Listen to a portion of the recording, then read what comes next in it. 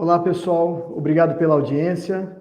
Sejam muito bem-vindos, muito bem-vindas à série dos imóveis comerciais com renda. São 4 episódios onde você, corretor de imóveis ou investidor, está tendo a oportunidade de aprender sobre um formato específico de operação chamado Build to Suit, ou mais conhecido no mercado como BTS. Para quem não nos assistiu, o tema do episódio anterior foi sobre o caminho que você precisa percorrer para ganhar dinheiro nesse mercado de imóveis comerciais com renda. Nesse terceiro episódio, você irá aprender macetes fundamentais para se dar bem nesse mercado, seja você corretor ou investidor. Eu sou Zé Mauro, CEO da Felicior Desenvolvimento. O nosso propósito nesta série é alavancar a carreira dos corretores e ajudar os investidores a atingirem a liberdade financeira. Nós estamos aqui com o Paulo, que é o nosso sócio fundador na Felicior. É ele quem toca grande parte da nossa mentoria em BTS. Dá uma olhadinha lá no nosso site, em felicior.com.br. Lá você vai encontrar assuntos relacionados à mudança de mentalidade e à liberdade financeira. Olá, Paulo. Tudo bem, pessoal? Tudo bom, Zé Mauro? Meu nome é Paulo Borlotti e para quem está nos seguindo nessa série, sabe que eu desenvolvo BTS como investidor há mais de 10 anos. Para quem está chegando agora, BTS significa Build to Suit, ou ao pé da letra, construir para se adequar. Normalmente é uma construção que ela é feita para um inquilino comercial, não residencial, muitas vezes uma grande rede, seja ela nacional ou internacional. Você que quer investir como imóveis comerciais, você que é corretor, você que é investidor, ou até mesmo você que quer aprender um pouco mais sobre imóvel comercial, essa é a oportunidade. Atualmente, eu administro vários projetos de BTS e montamos um grupo no decorrer dos anos, investimos todos juntos. Lembrando que esses contratos de BTS, eles possuem uma natureza peculiar, né, Paulo? Por isso mesmo eles são chamados atípicos. Que em muitos detalhes eles se diferenciam de um contrato de locação tradicional, tornando-se interessante a longo prazo para investidores que buscam uma renda e para corretores que podem estruturar toda essa operação, sendo comissionados em cada etapa. Paulo, hoje pela manhã, você me falou sobre o inquilino preferir investir no próprio negócio e pagar aluguel, ao invés de ser dono do imóvel. Aqui no Brasil existe uma cultura de que é seguro o teu próprio imóvel. Então eu queria fazer a pergunta para quem está nos assistindo também acompanhar a resposta. Por que o inquilino vai preferir pagar um aluguel de 10, 20, 30 mil reais ou até bem mais que isso? Não seria interessante o inquilino ser o dono do próprio imóvel e não pagar o aluguel? Ótima pergunta para a gente começar o nosso bate-papo. Mas vamos à lógica dessa operação. O inquilino, se ele fosse comprar uma área, comprar um terreno ou construir uma loja, ele imobilizaria muito capital. Então, o que é interessante para esse inquilino, que é uma grande rede? Ele usar esse capital como capital de giro, investir no estoque, investir em funcionário, capacitar funcionário, no marketing, no e-commerce, e fazer a loja dele girar, fazer a operação dele girar. E com o faturamento, ele pagar o aluguel. Então, desse formato, ele consegue alavancar várias lojas, fazer várias operações, né? Então, nesse modelo, eu vejo isso como uma opção, como uma oportunidade, tanto para o inquilino como para o investidor. Vamos dar um exemplo aqui, Zé Mauro, só para ficar mais claro. Vamos supor que uma grande rede de supermercado tivesse 10 lojas que fossem no terreno, com a obra, com tudo, em torno de 10 milhões de reais. Quanto de capital que ele estaria imobilizando ali? Né? 10 lojas, 10 milhões, 100 milhões de reais. Em vez de ele pegar esses 100 milhões e imobilizar no imóvel, ele pode movimentar toda a operação e fazer mais lojas, né? Vou dar um exemplo aqui para ficar mais prático para vocês, que todo mundo conhece, que é o grupo Droga Raia Drogazil. Em 2021, eles tinham 2.500 farmácias alugadas para eles, mais ou menos. Tá? Tiveram um faturamento de 24 bilhões, com um lucro líquido em torno de 788 milhões de reais. Ou seja, em torno de 3% do faturamento deles de lucro líquido.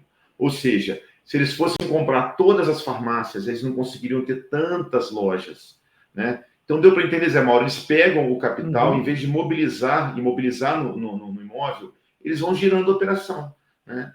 Então, nesse caso, a Droga Raia, um lucro líquido de 3% de toda a operação, já incluindo o pagamento dos aluguéis. Então, para eles é interessante, para o investidor que quer ter uma renda tranquila, também é uma operação interessante. Entendi. Tem lógica, o raciocínio tem lógica.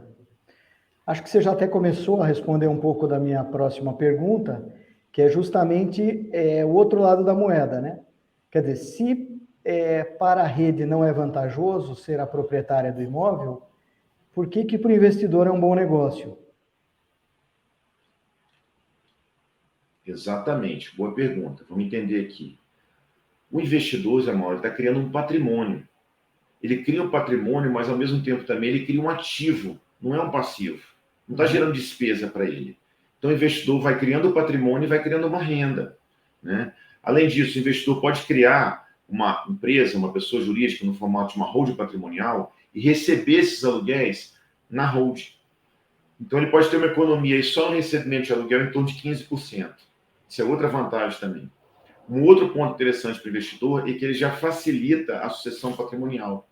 Ninguém fala disso, né? De falecimento, de morte, mas nesse caso, Zé Mauro, na criação da hold, todo o trâmite legal, questões de inventário, ele fica mais prático e mais barato. A pessoa que tem todo o patrimônio no formato de pessoa física, ela acaba gastando ali 20%, 30% do seu patrimônio com toda a situação, todo o espólio, todas as despesas, advogado, tributos, enfim. Na hold, no formato de hold, isso fica mais barato, né? Uma outra vantagem também para o investidor é que ele não tem que cuidar da loja, ele não tem que cuidar de funcionário, ele não vai ter passivo trabalhista, ele não tem que cuidar de estoque, ele não vai ter que cuidar de nada, ele vai só receber o aluguel, né? Que eu acho que é bem mais tranquilo. Ele pode ter uma outra carreira, ele pode fazer uma outra coisa e receber o seu aluguel ali. É o que a gente fala da carreira inteira, né? Ele pode trabalhar com uma outra coisa se ele quiser e começar a fazer imóvel com renda também, né? Essa questão da renda passiva ela é muito interessante. Ela vai cuidar da vida dela, pode trabalhar com uma outra coisa e receber seus aluguéis. E uma outra coisa também é a facilidade. Se você quiser vender isso aí, você também pode realizar lucro nessa operação financeira, né? Você monta a loja, você recebe aluguel, a loja vai se valorizando e também na hora de vender, você pode vender como estoque. Você tem uma tributação menor do que se você vendesse como pessoa física. Então são todas coisas que devem ser analisadas, mas que são várias situações legais e são muito vantajosas também para o investidor, né? Legal, Paulo. Então, resumindo, o BTS é uma solução que gera benefício para o inquilino, que não precisa imobilizar todo o seu capital no imóvel, e uma solução também para o investidor, que imobiliza o seu capital no imóvel e, em contrapartida, tem um recebível, muitas vezes generoso, mensal. Hoje Exatamente. pela manhã, nós também estávamos conversando sobre a expansão comercial que está ocorrendo nos últimos anos. Acabou aquela história de uma cidade de interior, às vezes até de médio porte, que tinha uma única agência bancária daquela bandeira, que tinha uma única farmácia de uma determinada bandeira. A impressão que nós temos é que existe um movimento de expansão, e isto se deve a uma demanda reprimida ou a uma mudança de mentalidade, uma mudança cultural da sociedade. Queria que você falasse um pouco sobre a sua visão. Eu acho que juntou tudo, Zé Mauro. Na verdade, a gente tem uma descentralização do comércio. Como você falou, antigamente, a pessoa para ir numa agência bancária, ela tinha que ir lá no centro da cidade, ou atravessar o bairro, ou, enfim. Hoje não. Hoje a gente está tendo uma descentralização de bancos, de farmácias, academias, supermercados. Então, a gente está vendo uma saída, até um movimento contrário, uma diminuição do fluxo no centro e essa migração desses comércios, dessas redes todas para os bairros. A gente, praticamente, se olhar nas grandes cidades, todo bairro vai ter uma rua principal com uma rede de farmácia, de supermercado, às vezes até agências bancárias, academias de grande porte. Então, a gente tem uma descentralização desse comércio. E também a gente está vendo um aumento do consumo da população, né? Você pegar quando a gente era criança, 20, 30 anos atrás, 40 anos atrás, o consumo era menor. Então, eu acho que a gente juntou dois pontos aqui. o aumento do consumo das pessoas, né? Uma demanda reprimida, vamos falar assim, e também essa mudança de mentalidade de você só ter que ir no centro da cidade. Os comércios se descentralizaram. Então, eu acho que junta um pouco das duas coisas. Bacana. Bom, como nós podemos ver, nesse mercado tem muita oportunidade. Como é que você filtra quando uma oferta realmente é um bom negócio? É pelo valor do aluguel que você se baliza, é pela localização, é pelo seu feeling, que a gente sabe que você já tem uma caminhada aí de mais de 10 anos, está tarimbado nesse mercado, né, como investidor. E eu vou estender um pouco mais essa pergunta, porque nós vemos que os investidores mais jovens, a primeira coisa que eles pedem é se tem algum imóvel com rendimento de 1%. E quem está nesse mercado já há um pouquinho mais de tempo, sabe muito bem que não é só o valor absoluto do rendimento que importa, não é isso? Mas uma série de fatores que juntos podem fazer com que um rendimento de 0,70, 0,75 ao mês seja um ótimo negócio. Então, eu gostaria que você falasse um pouco sobre isso, você que tem muita experiência, porque eu acredito que essa é uma dor que o corretor passa quando o investidor faz uma exigência dessa. E muitas vezes o 1% ao mês não é o componente principal dessa fórmula da prosperidade, não é? Exatamente. Vou explicar isso para vocês. Às vezes eu recebo WhatsApp de gente perguntando: se tem imóvel, existe, como é que é essa rentabilidade? Então, claro que todo mundo quer ter um rendimento de 1%, 1,5%, 2%, claro, né? Quanto mais rendimento, né? Todo mundo quer. Mas vamos entender uma coisa. Eu acho que a gente, sempre a primeira pergunta que é feita, sempre é a primeira coisa que o corretor traz também. Mas isso é bom até para o corretor aprender, para o investidor, para a gente poder tirar essa dúvida. Por quê? Às vezes você tem que olhar não só aquela rentabilidade, mas você tem que ver o preço do imóvel, o preço do aluguel, se ele é compatível com a região que você está comprando, a garantia do contrato. Muitas vezes você está com um aluguel que está lá quase 1%, 0,85%, 0,9%, só que o preço do aluguel está muito caro, o preço do imóvel está muito caro, mas a rentabilidade está boa. Então você tem que olhar não só essa rentabilidade, você tem que olhar a questão global. Por exemplo, Zé Mauro, eu tive em Itatiba, perto de Sorocaba, 3 semanas atrás. Eu fui ver um imóvel na área boa, fui lá, estava gostando do imóvel, comecei a estudar, comecei a me interessar, e normalmente eu faço isso. Quando eu gosto do imóvel, eu vou até a cidade para eu entender todo o mecanismo de funcionamento da cidade, que a gente não pode perder a oportunidade, né? Às vezes não está do nosso lado ali, a gente viaja e vai atrás. Eu vi que o imóvel tinha um preço e a rentabilidade do imóvel com o valor do aluguel estava em torno de 0,85. Mas quando eu fui estudar a região toda, eu vi grandes redes do lado, Casa Bahia, Pernambucanas, Magazine Luiza. O aluguel estava em torno assim, de 20 mil reais a menos. Só para você ter uma ideia, esse aluguel de Itatiba estava 45 mil.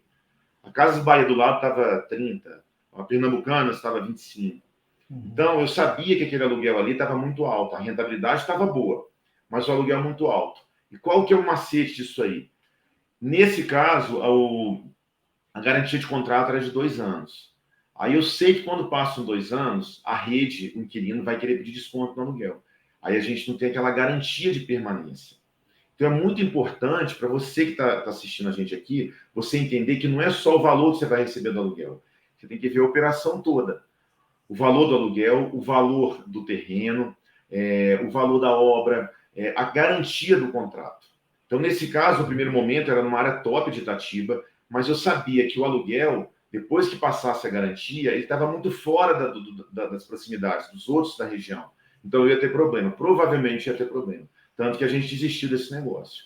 Então, você que é corretor tem que entender isso também. Tem que ver se o preço do aluguel está muito fora. É muito importante o corretor também estudar toda a região, o investidor estudar toda a região, para a gente poder não ficar depois arrependido. Né? Então, eu acho que tem que ficar bem claro. Ótima explicação, Paulo. Porque mesmo com valor absoluto de aluguel atrativo, então, nem sempre pode ser um bom negócio, principalmente depois de vencida a garantia mínima de permanência, pelo que você está nos explicando. Né? Exatamente. E fala um pouco para a gente de um outro exemplo que eu sei que você tem aí, onde a rentabilidade é menor mas a operação como um todo é mais próspera no decorrer dos anos. Inclusive, eu sei que esse é um dos imóveis preferenciais que você tem, uma das operações preferenciais que você tem. Eu queria que você explicasse um pouco sobre essa operação. Ao contrário do que eu falei no primeiro, mas foi um exemplo que a gente fechou o negócio. O que aconteceu? A gente inaugurou uma loja de São Marché lá na Avenida Morumbi, lá em São Paulo, capital. São Marché é uma rede de supermercados lá de São Paulo. A gente comprou o terreno, a gente fez toda a obra, e foi numa época de pandemia, época de chuva em São Paulo, faltava funcionário, a gente teve que tirar vários caminhões de terra, fazer muro de arrimo, então o preço da obra acabou que ficou um preço, não foi barato a operação, tá? Mas a gente teve uma rentabilidade de 0,74, tá? A princípio você fala, poxa, mas não é aquela rentabilidade das melhores. Mas o contrato era um contrato de 10 anos, um contrato atípico, com toda a garantia de todo o contrato. Um seguro-fiança, numa seguradora regulamentada. Então, eu sei que às vezes no primeiro momento não foi o melhor, mas em poucos anos, aquilo para poder virar, aumentar a rentabilidade é questão de tempo. E o inquilino ele tem que cumprir todo o contrato, com toda a garantia, com a fiança. Então, é uma operação mais segura. A gente fica mais respaldado. Então, às vezes, eu estou recebendo um pouco menos do aluguel, da rentabilidade, mas eu sei que nos próximos 2, 3, 4 anos, aquilo ali já vai chegar para perto de 1%. E eu tenho toda a garantia, toda a segurança, toda a estabilidade. Por isso que é bom a gente falar esses dois exemplos, para as pessoas entenderem que todo mundo vem atrás. Quanto que é a rentabilidade? Quanto que você consegue? O corretor também está preocupado e tem que preocupar. Mas vamos olhar toda a operação. Isso é importante o investidor olhar e o corretor também. Tá? Legal. Então, eu entendo que o BTS é uma operação financeira bacana, com grandes potenciais, mas para operar com segurança é necessária que seja feita uma avaliação de vários fatores. Eu digo isso porque você citou que passa um checklist antes de tomar uma decisão sobre a viabilidade de um determinado negócio. Explica um pouquinho para a gente como é que é essa questão aí do checklist, quais são os pontos aí que você se apega mais. Exatamente. Eu não quero criar barreiras aqui, Zé Mauro, muito pelo contrário, porque eu acho que o negócio ele é próspero, é muito bom. Imóvel comercial com renda é uma coisa próspera, é uma coisa ímpar dentro da corretagem, dentro de investimento. O que eu quero que vocês entendam, você corretor, você investidor, você tomar uma decisão balizada num conhecimento, para depois você não ter surpresas. E se você tiver surpresa, você saber que você pode ter aquela surpresa e saber que vai correr o risco. Então é importante o investidor saber exatamente o que ele está fazendo e o corretor também saber o que ele está vendendo e saber o que o público dele está querendo. Para depois ele não desgastar a imagem dele com o investidor. E transmitir segurança, transmitir credibilidade. Por isso que o conhecimento de toda operação, a meu ver, é a chave do negócio, tanto para o corretor como para o investidor, para a gente evitar surpresas e evitar desgastes. Né? E aí, nesse contexto, você tem uma sequência que você criou, onde você vai eliminando as variáveis que podem ser uma objeção, um obstáculo na negociação, é isso? Exatamente. Legal. Vamos voltar lá no primeiro exemplo de Itatiba, onde o aluguel era próximo de 0,9, alguma coisa assim, 85, acho que você falou, alguma coisa próxima disso, ao mês. E supondo que você estivesse nessa operação, que você tivesse adquirido esse imóvel, onde o aluguel estava acima do valor praticado na região, inicialmente você tivesse ficado feliz, achando que fez um ótimo negócio, e qual poderia ser a consequência disso no decorrer dos anos, no desenrolar da vida? Vamos esclarecer isso. Eu já recebo oferta o tempo inteiro. Aí o corretor fala às vezes assim, olha, é um contrato de 10 anos. Tudo bem. O contrato estativo é 10 anos e, por lei, ele pode ser renovado por mais 10, 20 anos. Mas a questão não é se o contrato é de 10 anos. A questão é qual é o tempo de permanência mínima do inquilino. Qual que é a garantia de que o inquilino vai ficar naquele imóvel. No caso de Itatiba específico, Zé Mauro, a permanência mínima era de 2 anos. Então, na prática, o que aconteceria? É bom frisar isso aqui para as pessoas entenderem. Primeiro ano, imagina um aluguel de 45 mil. Era o que estava sendo proposto. Primeiro ano, sobe 10%, vai para 50%. Segundo ano, 55 mil de aluguel. Só que o vizinho lá, Casas Bahia, Pernambucana, o aluguel era de 30, 35, 25. E Não imóveis está semelhantes, dentro similares. do valor, tá muito fora. O inquilino ia vir atrás da gente para pedir um desconto. Aí você fica numa situação, você fica inseguro, né? Eu vou dar um exemplo para você no imóvel que a gente tem na região da Grande Campinas, só para você entender o que eu estou falando. A gente comprou um imóvel na Grande Campinas, já estava pronto, né? E esse imóvel é uma agência bancária na região central da cidade. Ótima localização, 1.800 metros quadrados, com estacionamento, 2 pisos, enfim. A empresa solicitou para a gente um desconto de 30% na lata. Mandou uma proposta, fui estudar a região, olhei toda a região novamente, todos os preços de aluguéis, né? Bati de porta em porta, fui pesquisar, e eu vi que o preço do nosso aluguel estava totalmente dentro da realidade, estava até um pouco mais barato. Não tem problema. Eu mandei uma contraproposta para o meu inquilino, solicitando que ele liberasse o andar de cima para eu botar uma academia. Caso contrário, eu não daria desconto. E eu não tinha mais garantia dele que ele ficasse lá. Eu tinha um contrato novo de mais 5 anos para ele ficar, mas sem garantias. Mas como eu sei que o meu preço do meu aluguel estava de acordo, como eu sei que eu poderia utilizar a área de cima, como eu sei que o imóvel é uma localização muito boa, simplesmente eu não dei desconto. Mas, por exemplo, dependendo do imóvel, se você não tiver essa segurança, se você não der uma estudada, você fica na dúvida, você fica inseguro. Aí você acaba dando um desconto, Isso nunca acaba, todo ano o inquilino vai ficar pedindo desconto. Então é importante você saber e você observar se os preços da região, balizar tudo, balizar o preço do imóvel, porque senão depois a pressão vem para cima do investidor. Por isso que é importante o corretor entender isso também. Não é só ali o aluguel daquele momento, não é só ter um contrato de 10 anos, não é. Vamos olhar tudo, vamos olhar a garantia, vamos olhar os preços, vamos entender toda a operação. Porque eu sempre falo que isso é uma operação financeira. Tá? Legal. Inclusive, você estava me contando que existem empresas especializadas, contratadas pelas grandes redes, para solicitar desconto após os vencimentos da garantia mínima de permanência, né? Tamanha é a relevância disso. Exatamente. Isso é um outro ponto que a gente tem que Legal. saber jogar do outro lado da ponta, né? Porque sempre Legal. aparece. Pernilongo aqui, você desculpa. Paulo, mudando um pouco de assunto, desculpa, eu me distraí aqui, tinha um pernilongo aqui voando. Sabemos que investir no mercado imobiliário é seguro, mas o que o investidor pode fazer para otimizar os ganhos e diminuir os riscos nesse modelo de operação que é o BTS? Não sei se você conseguiu me entender? Entendi. Deu para entender. Vou te responder. O que acontece? Qual que é o grande problema do imóvel? Qual que é o grande medo do imóvel, da pessoa que compra o imóvel? É a vacância, não queriam sair. Né? Existe esse risco? Existe. Mas claro que se você tem um bom inquilino, um bom ponto comercial, um bom contrato, isso é minimizado. Mas o que eu faço na minha prática? O que o nosso grupo faz? Em vez de você comprar um imóvel sozinho, você pode montar sua hold patrimonial ou montar uma SPE, uma hold, e comprar partes do imóvel.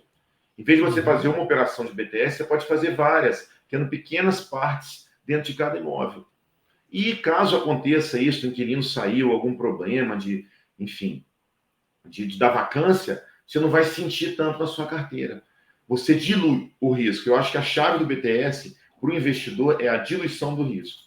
Então é isso que a gente fez. Com o passar dos anos, a gente foi montando um grupo, pessoas afins, pessoas que têm o mesmo pensamento, e a gente foi fazendo vários negócios com participações menores. Aí você dilui. Mas é claro que se você também não quer esse tipo de sociedade, quer fazer um BTS sozinho, isso não é impeditivo. Eu acho que tem imóvel para todo mundo, tem perfil para todo mundo. Depende de cada um também. É uma outra opção que também é totalmente viável. Mas eu acho que o melhor de tudo ainda é você ter uma pessoa jurídica, né? Mas eu acho que se você tiver uma pessoa jurídica e puder diluir esse risco, fica mais saudável, né? E isso não vai impactar. Uma outra prática também, Zé Mauro, que a gente vê são as pessoas sozinhas comprando um imóvel residencial, né? Muitas pessoas gostam de comprar imóvel residencial. A oferta é muito maior, né? Mas eu falo isso para vocês na minha experiência. Já tive imóvel residencial, né? E eu sei que na prática a rentabilidade do aluguel é menor. e gera aquela manutenção. Eu sempre falo isso, é manutenção do apartamento, é manutenção do condomínio, é manutenção de jardim, é manutenção do prédio, é manutenção de tudo. E normalmente quem paga isso é o proprietário. Agora, você faz um BTS com uma grande rede, quem faz a manutenção normalmente é a própria rede. Ela não vai ficar se apegando àquele pequeno detalhe. Ela tem um faturamento, ela tem que manter a loja em bom funcionamento. Então, até em contrato a gente estabelece isso, a própria rede, o próprio inquilino é que faz a manutenção. Então, isso também é um ponto importante no imóvel comercial. Bem dito, né? Quer dizer, até porque ela tem interesse que aquele layout, aquela fachada, o funcionamento da hidráulica, da elétrica esteja em perfeitas condições, né? Exatamente. Acho que a gente falamos aí algumas coisas importantes sobre o investidor, mas mudando um pouco de foco, eu acho que esse negócio pode ser muito interessante para o corretor, desde que ele tenha habilidades que são consideradas como habilidades-chave, para que ele seja bem sucedido. Não é isso? Queria que você falasse um pouco sobre como o corretor pode ajudar nesse processo para que todas as partes saiam ganhando, inclusive o próprio corretor, que é beneficiado com comissionamento generoso, dado ao tamanho, ao valor dessas negociações. Exatamente. Em marketing, Mauro, são 3 pontos chaves: público, mercado e produto. Público, mercado e produto. O que eu acho que é importante para o corretor? Incentivo, ele tem o tempo inteiro. Agora, vamos sistematizar, vamos colocar aquilo em prática. E isso que eu acho que é importante. A gente é incentivado o tempo inteiro. Você está colocando em prática? Então, a primeira coisa que eu acho para o corretor, faça um bom network. Conhece potenciais investidores, entenda o que o seu investidor está querendo. Às vezes você pode fazer um curso, uma mentoria, você que é corretor, para você entender, sistematizar o seu modus operandi. Isso é importante, né? Eu acho que o corretor, número 2, que é importante também, o corretor se organizar, fazer um checklist. Tudo isso que eu já falei aqui, olhar o imóvel, olhar o ponto, olhar a região, preço da região de metro quadrado, preço de aluguel, né? Observar se aquele produto realmente é interessante para ele levar para o seu investidor, criar esse laço com o investidor, criar esse laço com outros corretores, preparar o produto que ele vai vender. Eu acho que tudo isso é importante. Só para você ter uma ideia, eu recebo às vezes no Zap ofertas de imóveis, são imóveis que são caros, milhões de reais e custam. Não tem um preparo, o corretor não prepara, que não faz uma apresentação bacana em PowerPoint ou em PDF, colocando detalhamento de tudo, a localização com detalhes, quem são as outras redes que estão próximas, quanto que vale o imóvel, aluguel, faz um layout. Não tem, às vezes a pessoa quer vender um negócio que vale milhões, mas não tem um formato bacana, uma apresentação bacana. Ele não está sabendo detalhes do imóvel, não sabe a fundo o que está acontecendo. Então é importante o corretor estudar isso aí. Que é muito claro, Zé Mauro, tem um intervalo muito grande entre o início da operação, desde lá de baixo até a aprovação pela rede, até o fechamento do negócio. É muita coisa ali. Às vezes, pequenos detalhes que são feitos, essa proatividade, esse estudo, essa participação do corretor, faz muita diferença, né? Eu acho que é importante para o corretor mostrar conhecimento e mostrar também uma coisa bem detalhada, conhecimento, informação. Por quê? Muitas vezes, quantas vezes que eu já deixei de fazer negócio em qualquer coisa, você, todo mundo, a gente deixa de fazer o negócio porque a gente não tem toda a informação detalhada. Quando falta informação, falta o detalhamento, o que acontece com o investidor? Ele acaba não vendendo, não comprando o negócio. Aí, às vezes, o corretor fica frustrado, acha que o negócio não é próspero. Ou até mesmo o investidor acha que não é próspero. Não é fácil, gente. BTS não é uma coisa fácil de fazer. Mas é muito bom. Imagina um corretor fazendo um BTS ganhando um comissionamento daquele de uma loja de milhões de reais. Então, é um trabalho que dá trabalho, mas é um trabalho que dá um retorno bacana. Imagina como é que é difícil isso. Eu entendo bem a dor do corretor, né? Dessa frustração, às vezes, de vender um imóvel residencial. Imagina um imóvel desse comercial. Mas eu acho que se ele se preparar, a chance de fechar um negócio, a chance de realizar o lucro, de realizar a operação, é grande. Bacana. Resumindo, quanto mais você conhecer a dor do investidor, quanto mais você conhecer sobre o assunto, mais preparado você está para eliminar as objeções, e isso aumenta a sua chance de conversão numa venda, numa concretização de uma operação de BTS. Acho que é isso, né? Exatamente, né? E o comissionamento mais generoso, né? Sensacional, Paulo. E me diga uma coisa, vale mais comprar imóveis maiores e mais caros ou menores? Qual a sua visão e quais os prós e os contras de cada lado desse daí, de cada opção dessa? Esse é um ponto também que tem público para todo mundo, mas eu acho, Zé Mauro, que o ponto principal é a localização. Vou falar de novo e eu repito, porque eu acho que isso é importante para todo mundo que está assistindo a gente aqui, seja investidor, seja corretor. Vários pontos devem ser levados em consideração e não só a localização. Por exemplo, além da localização, o valor do imóvel, se o valor está dentro da realidade da região, se o valor do aluguel está dentro da realidade da região, quem vai ser o inquilino, se é uma grande rede, se é um inquilino que tem um grande potencial, quais são as garantias do contrato, né? Principalmente se a gente for fazer um BTS ali do zero, começar uma obra, né? Então, esses detalhes são importantes, né? Porque você faz o imóvel, tem uma boa garantia, com uma boa localização, uma estruturação bem detalhada de contrato, tem que ler o contrato com detalhe, né? Você consegue ficar mais seguro. Claro que você fala assim, eu prefiro comprar um imóvel menor, prefiro comprar sozinho um imóvel menor. Você vai ter alguma limitação, por exemplo. Tem vários GPAs espalhados em São Paulo, né? O Pão de Açúcar fazendo pequenas lojas nos bairros, na grande São Paulo, enfim. Às vezes, se um GPA daquele sai, você não vai colocar, por exemplo, um Smart Sheet no terreno de 500 metros, né? Mas, ao mesmo tempo, é mais fácil um imóvel menor desse você vender, né? Às vezes, um imóvel maior, uma grande operação, você vai ter que vender com um fundo imobiliário, um grande grupo. Agora, o imóvel menor tem essa vantagem, ele não vai caber todo o inquilino ali, mas ele é mais fácil para vender, ele é mais fácil para girar, né? Às vezes, ele é mais fácil também para a pessoa comprar sozinha, se ela quiser. Então, tem público para tudo.